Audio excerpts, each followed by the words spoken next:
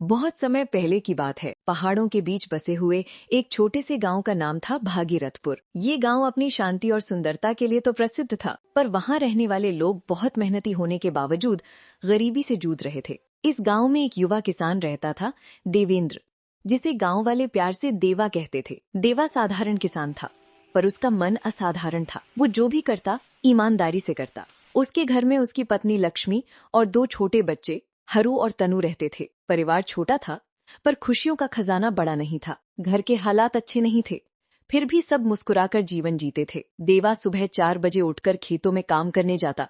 दिन भर कड़ी मेहनत करने के बाद भी उसकी फसल मुश्किल से घर का खर्च चलाने लायक ही होती। लेकिन अब तो हाल और भी खराब थे। लगातार सूखे ने धरती को फटा दिया था। फसलें मर रही थी और किसान मजबूरी में उधार ले रहे थे। एक दिन सुबह जब देवेंद्र अपने खेत के पास बैठा हुआ था, उसकी पत्नी लक्ष्मी आई। वो बोली, देवा, बच्चे 3 महीने से स्कूल की फीस नहीं जमा कर पाए हैं। आज टीचर ने फिर कहा कि फीस न मिलने पर अगले हफ्ते से बच्चों को स्कूल से नाम काटना पड़ेगा। देवा ने उदासी से कहा, लक्ष्मी, जब खेत से ही कुछ नहीं निकल रहा तो पैसे कहाँ से लाऊं? मैंने प्रधान जी से भी मदद मांगी, पर उन्होंने साफ मना कर दिया। कह रहे थे कि गांव में समस्या ही बहुत है। लक्ष्मी ने धीमे स्वर में कहा, कुछ नया करना होगा देवा, वरना ये गरीबी हमें तोड़ देगी। देवा पूरे दिन यही सोचता रहा कि आखिर क्या करे। शाम को वो जंगल के किनारे जाकर बैठ गया, जहाँ एक पुराना बरगद का पेड़ था। गांव के लोग कहते थे कि बरगद के पास रात को रहस्यमयी रोशनी दिखाई देती है, पर कोई पास जाने की हिम्मत नहीं करता था। देवा बहुत दुखी था, इसलिए वो अनजाने में उस दिशा में चल पड़ा। वहां उसे बरगद के पीछे एक पुरानी टूटी फूटी गुफा दिखाई दी, जैसे किसी अज्ञात शक्ति ने उसे आवाज दी हो।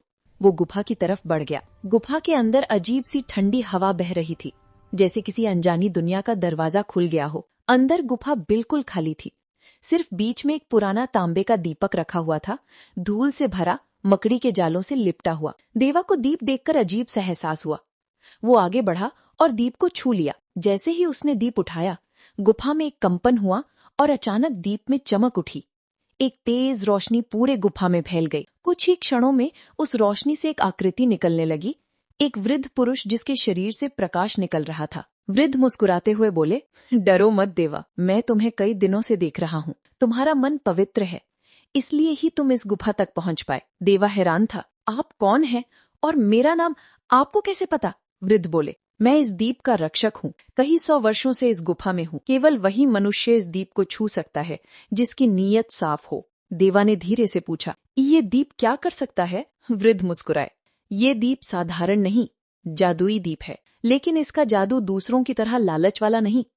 ये दीप उसी चीज को कई गुना बढ़ा सकता है जो तुम इसमें जलाओगे। लेकिन सावधान, एक बार जो चीज चुन ली, जीवन भर वही बढ़ेगी। अगर तुमने लालच में कुछ गलत जला दिया तो उसका असर तुम्हारी जिंदगी पर पड़ेगा। देवा थोड़ा डर गया। वृद्ध रक्षक ने कहा, सोच समझकर, ईमानदारी से और जरूरत को ध्यान में रखकर इसका प्रयोग करना, तभी ये दीप हमेशा तुम्हारा साथ देगा। और ये कहकर वो आकृति दीप में समा गई। देवा दीप लेकर घर लौट आया।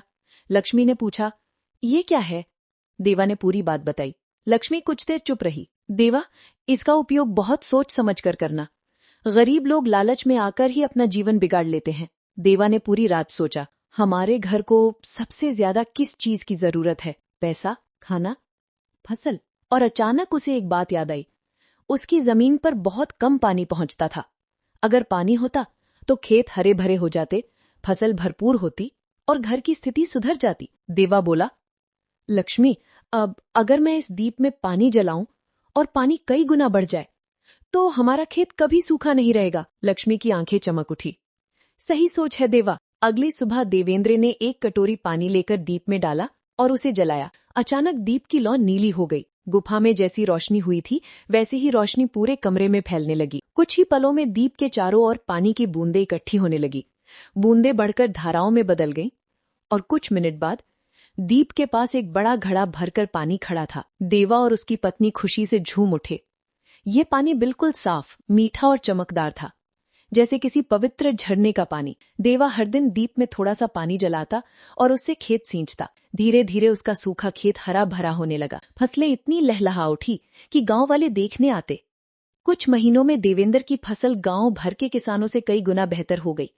उसने खूब अनाज बेचा, बच्चों की फीस भरी, घर सुधारा और जरूरतमंद लोगों की भी मदद की। धीरे धीरे गांव में चर्चा फैल गई। देवा के खेत में तो जैसे खुद भगवान खेती कर रहे हैं। लेकिन देवेंद्र ने कभी किसी को दीप के बारे में नहीं बताया, क्योंकि उसे रक्षक की बात याद थी। लोगों के लालच से इस दीप की शक्ति बिगड़ सकती है।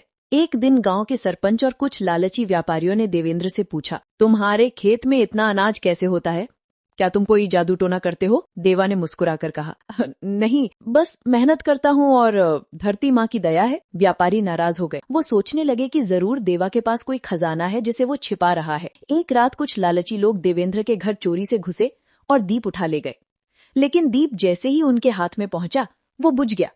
दीप ठंडा पड़ गया, मानो उसमें कोई शक्ति बची ही ना हो। उसी समय गुफा में कंपन हुआ और रक्षक की आवाज गूंजी, ये दीप पवित्र मन वालों का है। लालचियों के हाथ में इसकी शक्ति स्वतः समाप्त हो जाती है। अगले सुबह चोर पकड़े गए और दीप वापस देवेंद्र को मिला। पर जब देवेंद्र ने दीप जलाना चाहा तो लौ जल ही नहीं रही थी।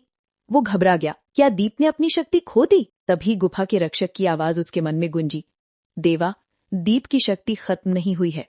ये सिर्फ उतना समय बंद हो जाता है जब तक मन में डर आ जाए। डरो मत, यदि तुम्हारा मन पवित्र है, दीप फिर से जल उठेगा। देवा ने दीप को हाथ में लिया, आंखें बंद की और भगवान से प्रार्थना की, मेरा मन सच्चाई से ना हटे, मुझे लालच या भय ना आए। जैसे ही उसने दीप में पानी डाला, दीप अचानक तेज रोशनी से जल उठा।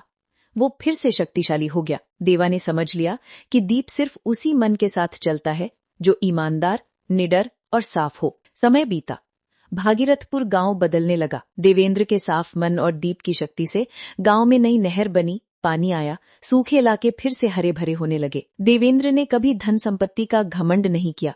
उसने मजदूरों को काम दिया, गरीब बच्चों को पढ़ाया और गांव में सुख शांति का वातावरण बनाया। कई साल बाद लोग कहते, भागीरथपुर के विकास के पीछे असली जादू कोई दीप नहीं, बल्कि देवा का पवित्र मन है। और वो दीप आज भी देवेंद्र के घर के कोने में रखा रहता है, चमकता हुआ शांत, जैसे इंतजार में हो कि कब किसी नेक इंसान का हाथ उसे फिर से जलाए।